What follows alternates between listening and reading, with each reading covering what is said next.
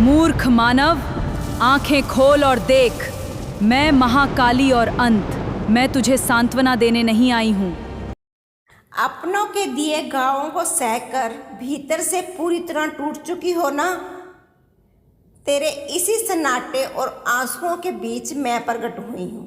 मैं महाकाली, सृष्टि का आदि और अंत, संहार और सृजन का परम शक्ति रूप। आज मैं तुझे कोई सांत्वना देने नहीं आई, बल्कि तेरे भीतर सोई हुई अनंत चेतना को जगाने आई हूँ, जो संसार के झूठे बंधनों में बंधकर खुद को असहाय मान बैठी है। तूने सब कुछ न्यौछावर कर दिया, अपना सब कुछ दे दिया, हर अपमान को सहा, झुकी, रुकी और तड़पी, सिर्फ इसलिए ना कि सामने वाला तेरे प्यार की कदर करे। लेकिन इस संसार का नियम तो यही है कि जब तू किसी को अपनी कमजोरी बना लेती है ना, तो वो तुझे पैरों की धूल समझने लगता है। याद रख, कोई भी पुरुष या इस संसार उस स्त्री के सामने कभी नहीं झुकता जो खुद को अधूरा मानकर दूसरों से भीख में सम्मान मांगती है। ये दुनिया केवल उसी के सामने मस्तक निभाती है जो अपने आप में पूर्ण होती है, जो साक्षात शक्ति का रूप होती है। बंद कर अब रोना, क्योंकि तेरे आंसुओं में, तेरी शिकायतों में या तेरे चीखने चिल्लाने में कोई ताकत नहीं है। तेरी असली ताकत उस पल में छुपी है। तू भीतर से पूरी तरह थक कर भी शांत रहना सीख जाती है ना, तब तू तय कर लेती है कि अब तुझे किसी के सामने खुद को साबित नहीं करना है, किसी को अपनी वफादारी का स्पष्टीकरण नहीं देना है, किसी की महज एक भावनात्मक जरूरत नहीं बनना है। जब तू सामने वाले को सुधारने की जिद छोड़कर खुद को चुनकर आगे बढ़ जाती है ना, तब ब्रह्मांड की ऊर्जा बदलती है। तेरा प्रेम तब तक कमजोरी है जब तक उसमें तेरा आत्मसम्मान नहीं जुड़ा है।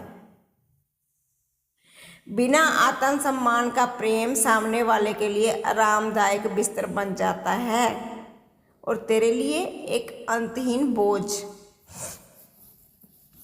जिस दिन तू समझ जाएगी ना कि तेरी कीमत किसी के मौजूदगी या किसी गैर हाजिरी से तय नहीं होती, उस दिन से तेरी चुप्पी भी सामने वाले पर भारी पड़ने लगेगी। तो कुछ करने की जरूरत नहीं है, तुझे बस अपने अस्तित्व में होना है। वो स्त्री बन जो हर घड़ी किसी के संदेश या कॉल का इंतजार नहीं करती, जो हर बात पर खुद को दोषी नहीं मानती और ये भली भांति जानती हो कि इज्जत कभी समझौते के मेज पर नहीं मिलती।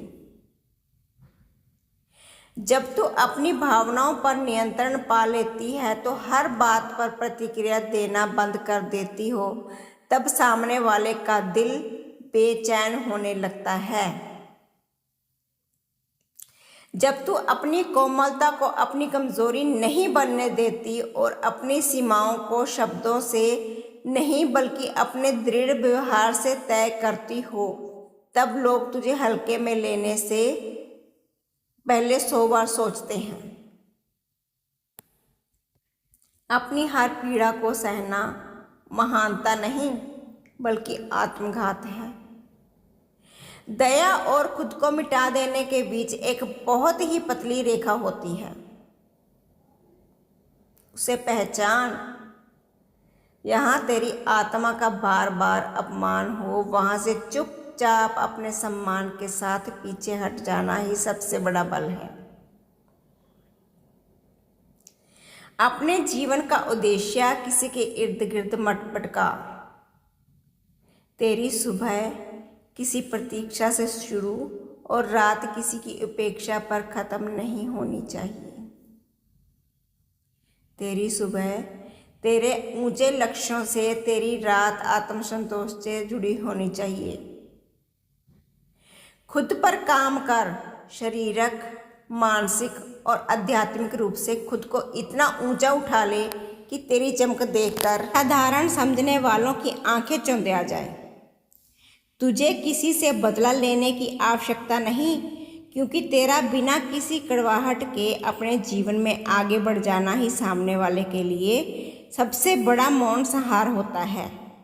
उठ, अपनी शक्तियों का पहचान और स्वयं माँ काली की इस ऊर्जा को अपने भीतर आत्मसात कर।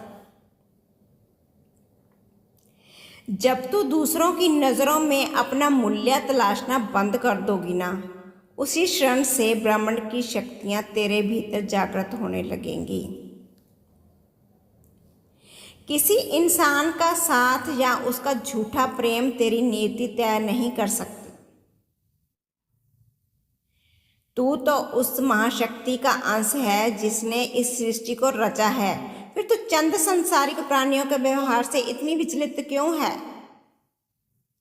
जब लोग तेरी खामोशी को तेरी कमजोरी समझने की भूल करें, तब तू अपने भीतर एक ऐसा मौन और अडिग साम्राज्य खड़ा कर जो शब्दों का मोहताज ना हो। तेरी सफलता और तेरी आत्मिक शांति ही उन सभी ज्ञानियों को तेरा वास्तविक परिचय देगी। याद रख, जो तूने खोना है आज तक खो दिया।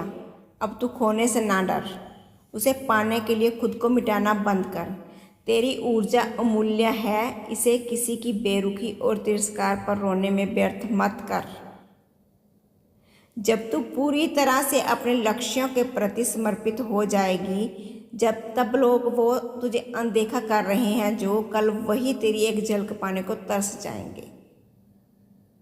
अपनी करुणा को केवल उनके लिए सुरक्षित रख जो तेरे इसके योग्य हैं,